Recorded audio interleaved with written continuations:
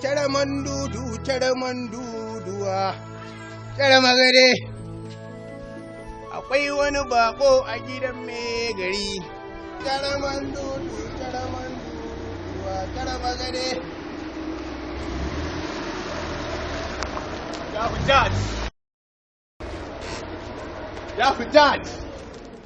Barka ne. Alan Tanimu. Barka da dawa ya Hujjaj. Ana nan ana taba aiki ko? Ya Hujjaj wallahi. Ai mun yi kwabarin ai. Wallahi.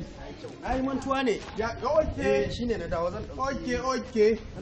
Ya Hujjaj.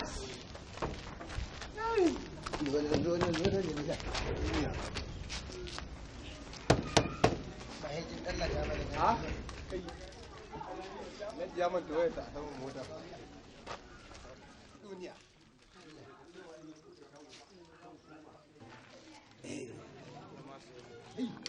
Jamila.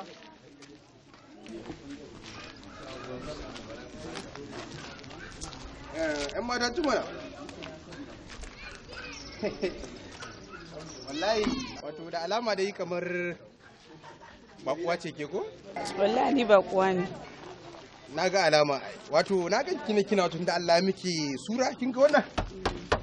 Mota ta ce, wannan gidana ne. Ina ce bari in miki magana ko za mu dan saki dan ban wayan ki? Mu dan dinga kin gane ai. To he dai yanzu zan je aika ne amma in na dawo zan iya he ka gaya mu sunanka saboda in ji in na dawo in ma magana. Sunana Allah Tanimu. Amma kin tabbata da ki dawo yanzu? Insha Allah zan dawo yanzu ma.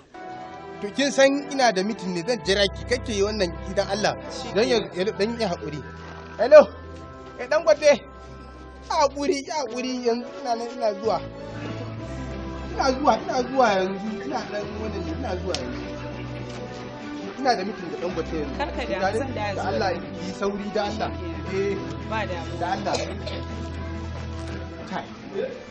Hajiya.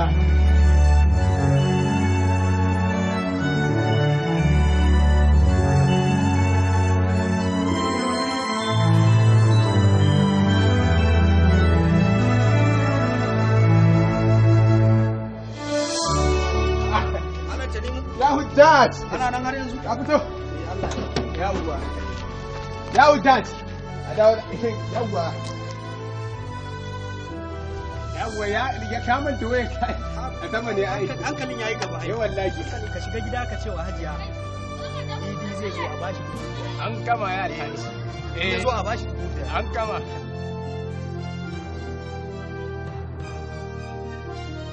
An gama ya alhaji. Yawwa a gaya mata. Ba damuwa. Alhaji Tanimu. Alhaji Tanimu. Alan Tanimu ana magana. Kai ba Alhaji Tanimu. Da alhaji to ki da Allah ki hanya. Ka gaya mata sakon nan. An gama ya. Ka gaya mata. Yake da ga mata ya alhaji. Alhaji Tanimu. Madalla. Yawwa. Alhaji Tanimu. Kai, alhaji ina alhaji Tanimu. So? Tanimu dai.